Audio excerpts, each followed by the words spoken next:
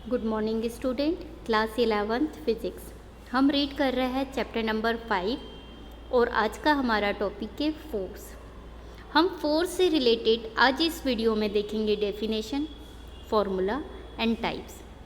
अब सबसे पहले जैसे ही फोर्स का नाम आता है तो माइंड में क्या होता है कि फोर्स क्या होता है। सपोज़ आप एक क्लास में बैठे हैं और कोई एक आपकी फ्रेंड ने आपको एक हल्का सा पुश कर दिया है, मतलब धक्का दे दिया, मतलब उसने क्या अप्लाई करा आप पे, फोर्स। तो जैसे ही आप पे फोर्स अप्लाई करा, डेफिनेटली आपकी क्या हुई, हल्की सी पोजीशन चेंज हुई। मतलब ये क्या है, फोर्स को पहचानने के तरीके कि फोर्स जब किसी ऑब्जेक्ट पे अप्लाई किया जाता है तो उसमें क्या क्या परिवर्तन होता है, इट मीन्स उसमें क्या क्या चेंजेस होते हैं।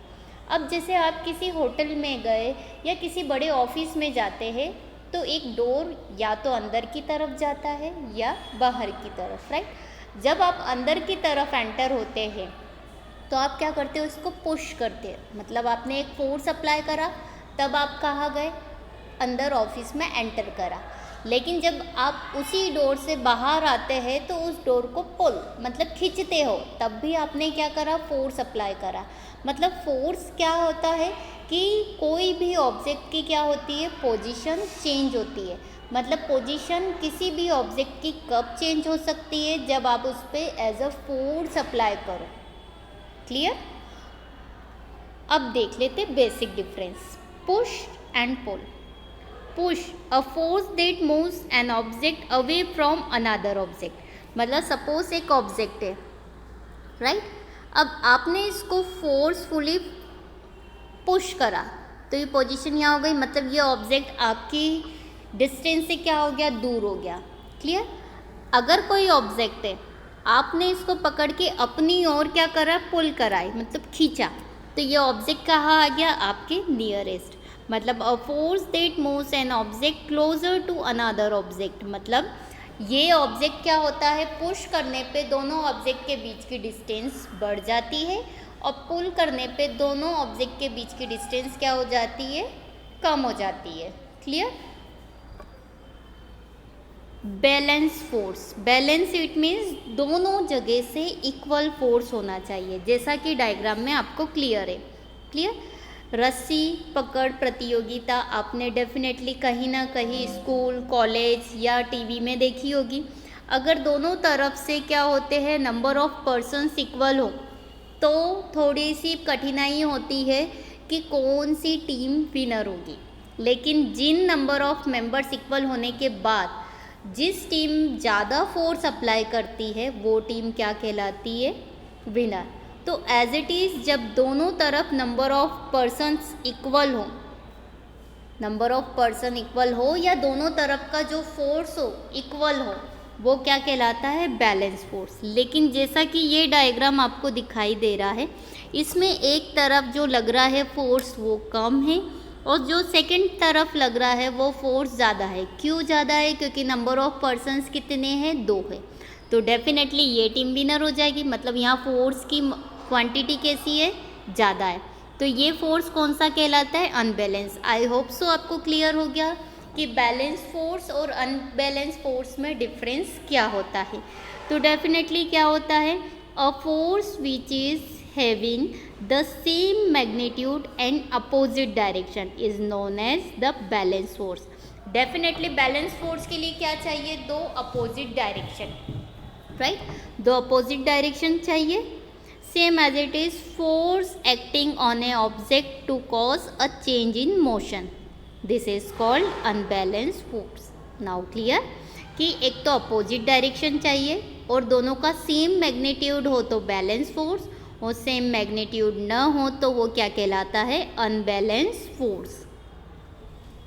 अब बेसिक डिफरेंस अगर हम देखें कि फोर्स को हमें अगर डिफाइन करना हो तो हम किस तरीके से कर सकते हैं। फोर्स इज अ पुश और pull which changes or tries to change the state of rest, the state of uniform motion, size और shape of a body। अब आप सोच रहे होगे कि इतने टिपिकल डेफिनेशन। देखो फोर्स सबसे पहले मैंने फॉर्म बताया था, पुश और पुल। या तो पुश करो या पुल, दोनों में ही क्या होता है, फोर्स होता है। अब पुश या पुल करने पे सबसे पहले क्या होता है, change the state of rest. अगर कोई फुटबॉल एक प्लेस पे रुकी हुई है, आपने इस पे क्या करा, फोर्स अप्लाई करा, तो डेफिनेटली वो क्या हो गई, मोशन में आ गई, राइट। और उसने क्या करी, अपनी पोजीशन चेंज करी। मतलब रुकी हुई कोई ऑब्जेक्ट है, रुका हुआ कोई ऑब्जेक्ट है रेस्ट में, तो डेफिनेटली वो क्या करेगा, पोजीशन चेंज करेगा।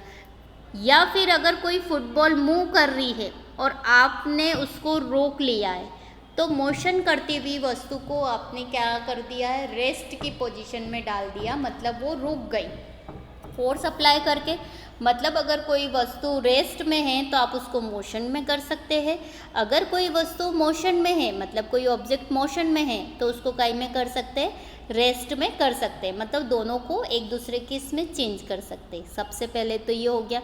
दूसरा, साइज और शेप।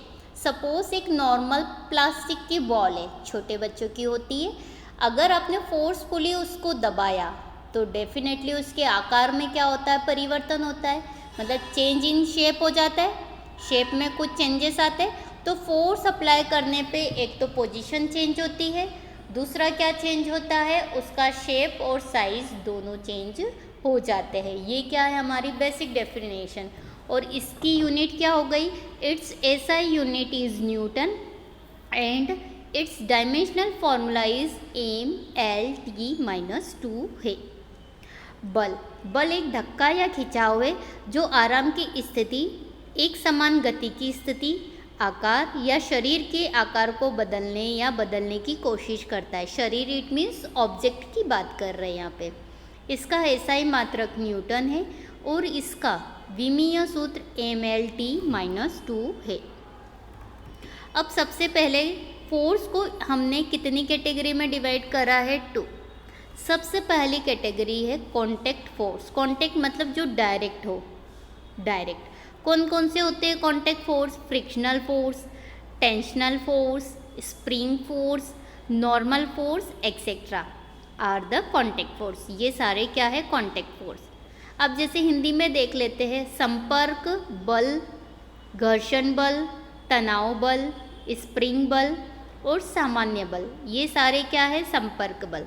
कैसे, देखो, एक बॉडी बिल्डर मसल्स को क्या कर रहा है, फोर्सफुली उठा रहा है, रख रहा है, उठा रहा है, रख रहा है, ये सारा क्या है, कॉन्टैक्ट फोर्स है। This is second, mechanical force. कैसे, ये एक छोटा सा बच्चा कुएं में से पानी निकाल रहा है, मतलब डायरेक्ट ही निकाल रहा है, डायरेक्ट फोर्स अप्लाई कर रहा है, this is mechanical force. This is friction force. दो ऑब्जेक्ट या दो प्लेन जब आपस में एक दूसरे को क्या करते हैं, चिपक के रगड़ के जो फोर्स अप्लाई होता है दो ऑब्जेक्ट के बीच में, this is called frictional force. ये क्या कर रहा है, मूव कर रहा है, this is called frictional force. तो forces that act on a body either directly और through a medium are called contact force. मतलब जो फोर्स डायरेक्ट अप्लाई होते हैं बॉडी पे, वो कौन से फोर्स कहलाते हैं, कॉन्टैक्ट फोर्स कहलाते हैं। एज ए एग्जाम्पल सामने ही आपके मसल्स फोर्स, मैकेनिकल फोर्स और फ्रिक्शनल फोर्स, ये सारे क्या है, आपके फोर्सेस है। अब हम सेकेंड टाइप देख लेते हैं, action at a distance force. मतलब जो नॉन कॉन्टैक्ट हो, जो डायरेक्ट अप्लाई ना होते हों। Electrostatic force, gravitational force, magnetic force etcetera are action at a distance forces.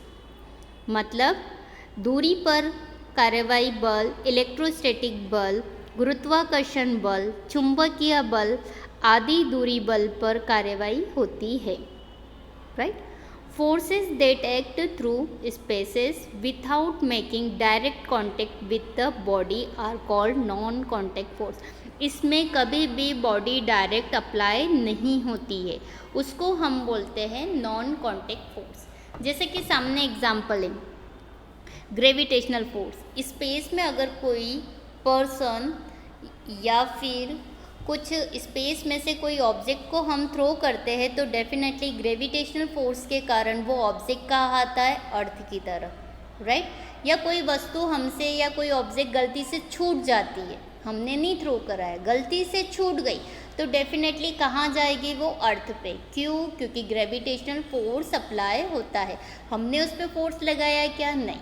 This is non contact forces. Gravitational force होता है। इलेक्ट्रोमैग्नेटिक फोर्स, जैसे कि आपने कॉम में देखा होगा, कॉम में हम करते हैं और एक पेज के पास लेके जाते हैं, हम फोर्स अप्लाई कर रहे हैं क्या? नहीं, लेकिन वो पेज ऑटोमेटिक कॉम से चिपकने लगता है, या आपका सिल्क का कपड़ा उस पर चिपकने लगता है, हल्की सी आवाज़ आती। दिस इज इलेक्ट्रोस्टैटिक फोर्स, मतलब उसके जो इलेक्ट्रॉन होते हैं वो एक दूसरे को क्या करते हैं? अट्रैक्ट करते हैं। अब दो मैग्नेट आपस में रखे, एक मैग्नेट को हम क्या करते हैं? एक दूसरे के पास से मूव कराते हैं, तो डेफिनेटली अगर अपोजिट साइड है तो वो एक दूसरे को क्या करेगी? अट्रैक्ट करेगी, लेकिन सेम साइड है तो एक दूसरे को क्या करेगी? दूर करेगी। This is called magnetic force.